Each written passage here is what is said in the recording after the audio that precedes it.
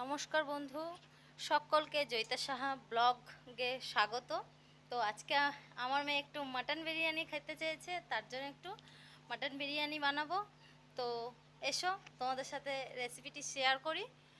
যদি ভালো লেগে থাকে তো চ্যানেলটিকে সাবস্ক্রাইব করে দিও, আর একটা লাইক করে দিও প্রত্যেকে।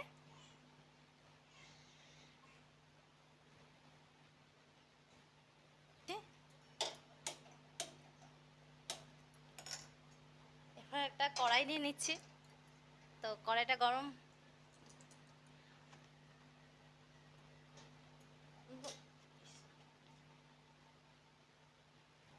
চলো, তো কড়াইটি গরম হয়ে গেছে। এরপর আমি বেরেস্তা ভাজার জন্য প্রথমে কড়াইয়ে তেল দিয়ে নিচ্ছি। তেলটা গরম হয়ে গেলে বন্ধুরা দেখো, এখানে পেঁয়াজগুলো পাতলা পাতলা করে কেটে নিয়েছি বেরেস্তা ভাজার জন্য। তো আমি কড়াইয়ে এখন পেঁয়াজগুলো দিয়ে দেবো বেরেস্তার জন্য।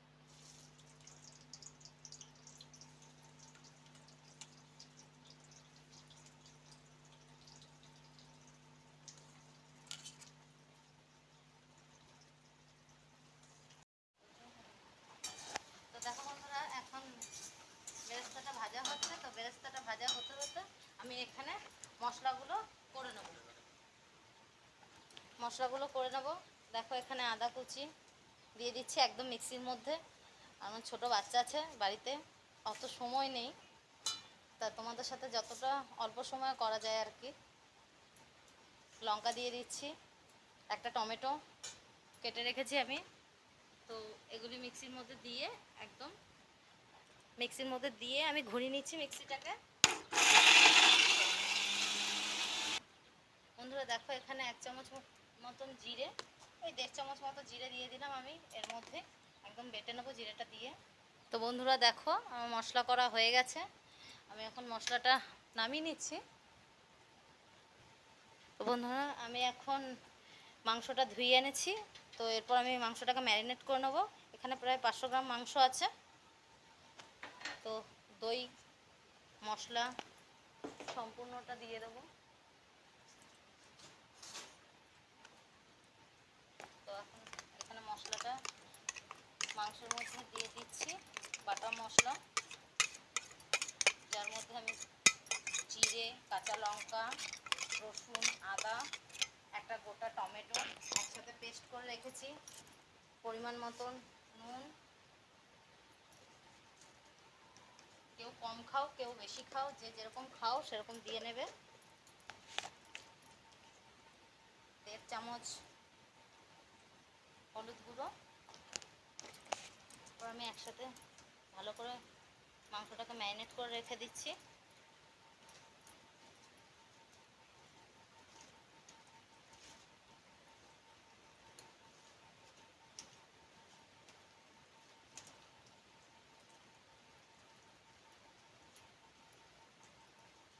পেঁয়াজটা আমি এখানে আলাদা করে দিচ্ছি না, বেরেস্তা করার পর যখন মাংসটা কষাবো তখন এর মধ্যে বেরেস্তাটা দিয়ে দেবো, এতে স্বাদটা ভালো আসবে। তো দেখো, বেরেস্তাটা হয়ে আসছে। একটু আর কিছুক্ষণ নাড়াচাড়া করব, তাহলে বেরেস্তাটা হয়ে যাবে। তো বন্ধুরা দেখো, এখন বেরেস্তাটা হয়ে গেছে। আমি ভালো করে বেরেস্তাটা হয়ে গেছে, তো তুলে নিচ্ছি এবার।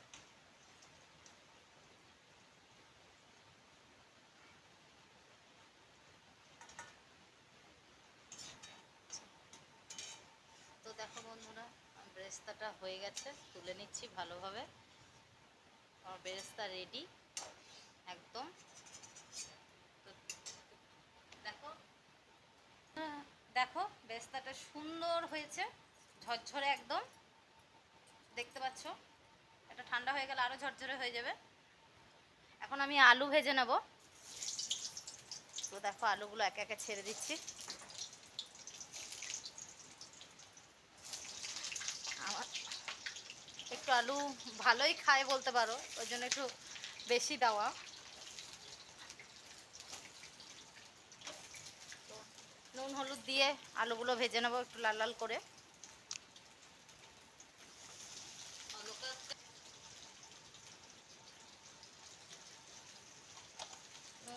দিয়ে আমি আলুগুলো ভালো করে ভেজে নেবো লাল লাল করে। ঢাকা দিয়ে দিচ্ছি।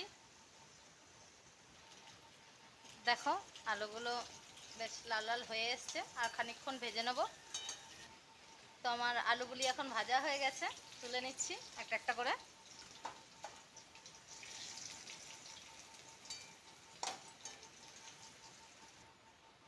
আলুগুলি দেখো তুলে নিলাম। এখানে আলুগুলি দেখো এরকম লাল লাল করে ভেজে নিয়েছি। জিরে ফোড়ন দিচ্ছি আমি। এরপর আমি মাংসটা দিয়ে দেবো।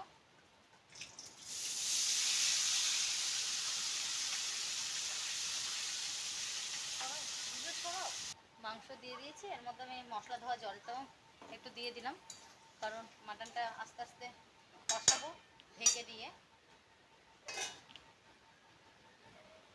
তো বন্ধুরা, এইদিকে আমার মাংসটা কষা হতে হতে আমি এদিকে ভাতটা করে নেব। তার জন্য হাঁড়ি নিয়ে নিলাম। হাঁড়ির মধ্যে এরপর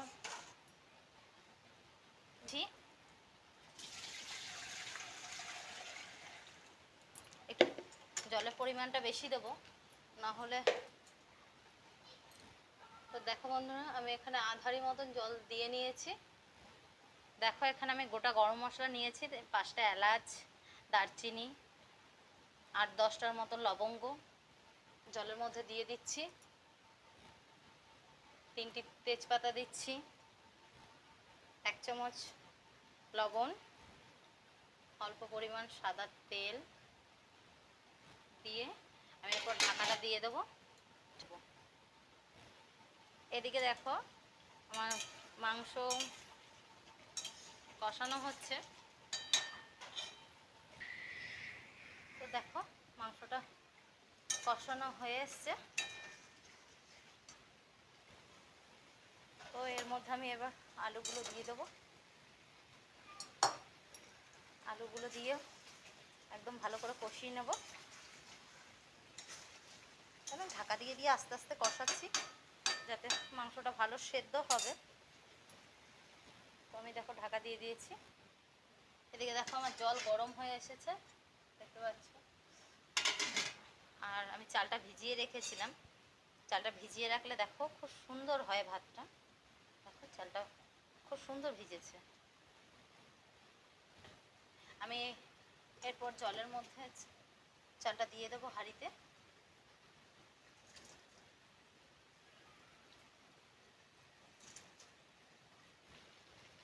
দেখো এখানে আমার মাটনটা সুন্দর কষানো হয়ে গেছে। এর মধ্যে আমি পেঁয়াজটা আলাদা করে দিই না, বেরেস্তা করে একটু দিয়ে দেবো, খুব সুন্দর টেস্ট আছে। দেখো এখানে আমার কষানো হয়ে গেছে, লেগে লেগে গেছে। তো এর মধ্যে এবার জল দিয়ে দেবো।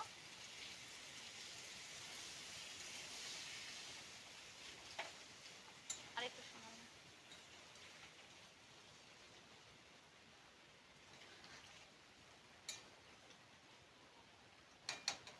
দেখো জলটা দিয়ে দিয়েছি। এরপর একটু নেড়ে চেড়ে আমি এরপর ঢাকা দিয়ে দিচ্ছি। আস্তে আস্তে হোক, গ্যাসের ফ্লেমটা একটু কমিয়ে দিচ্ছি। দেখো এখানে ভাতটা উতলে এসছে। তো আমি নামিয়ে দিচ্ছি, উঠছে এখন।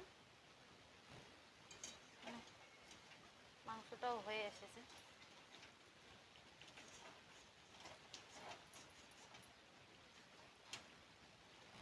দেখো এখন আমি মাংসটা নামাবো। এখন বিরিয়ানি মশলাটা দিয়ে দিচ্ছি, তাহলে ফ্লেভারটা ভালো আসে। দেখো দেখো হয়ে এসেছে মাটনটা আমার। তো এরপর আমি গরম মশলা দিয়ে দিচ্ছি। গরম মশলা দিয়ে নেড়ে চেড়ে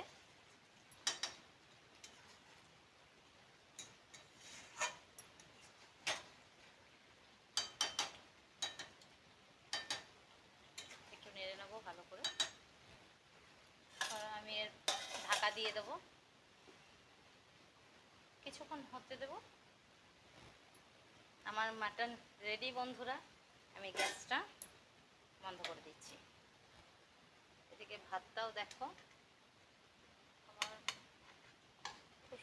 লম্বা লম্বা ভাত হয়েছে, দেখতে পাচ্ছ। চাল ভিজিয়ে রাখলে একটা ভাতও ভাঙে না। একটু জল বেশি দিয়ে ভালো করে ভাতটা ফোটাবে। দেখো বেশ 80% মতন হয়ে এসছে।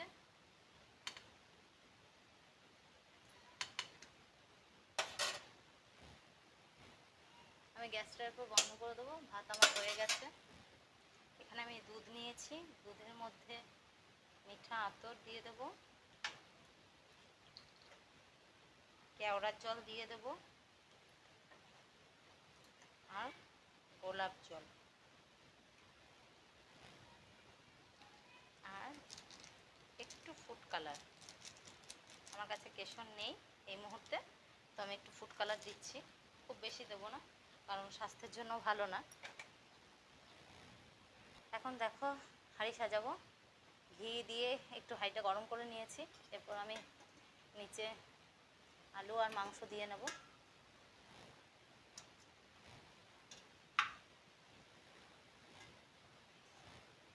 দেখো আমি এখানে নিচে মাংস দিয়ে নিয়ে, ভাতগুলো দেখো কি সুন্দর ঝরঝরে হয়েছে।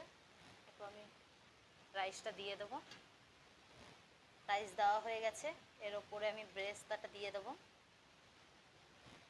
একটু লবণ দিয়ে দেবো, একটু বিরিয়ানি মশলা দিয়ে দেবো। প্রথম বেড সাজানো হয়ে গেছে, এরপর দ্বিতীয় বেডটা সাজাচ্ছি আমি। দেখো বন্ধুরা,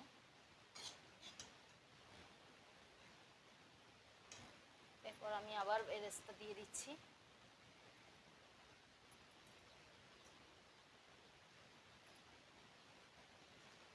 লবণ দিয়ে দেবো, আরেকবার সাজিয়ে দিয়েছি।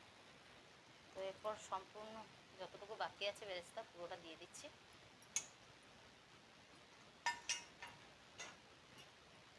একটু নুন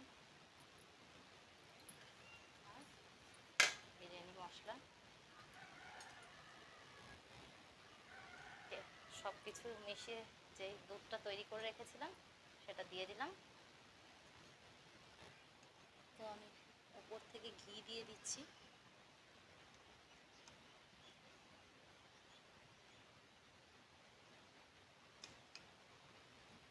হাঁড়ির মুখ আটকানোর জন্য দেখো ঢাকনাতে আটা দিয়ে নিয়েছি, একদম সিল হয়ে যাবে।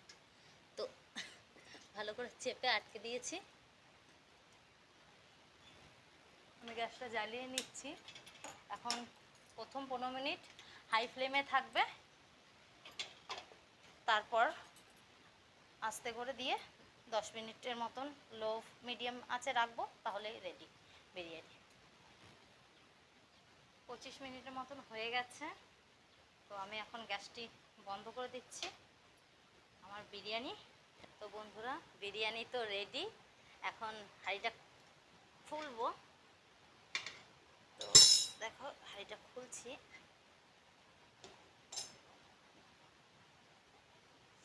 যা সুন্দর একটা গন্ধ বেরোচ্ছে না, মনে হচ্ছে গন্ধতেই পেট ভরে যাবে।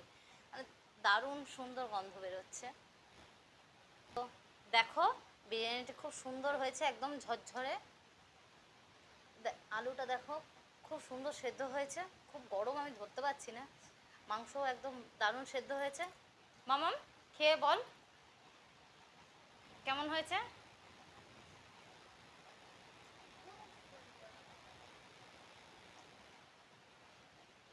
কেমন হয়েছে, ভালো হয়েছে?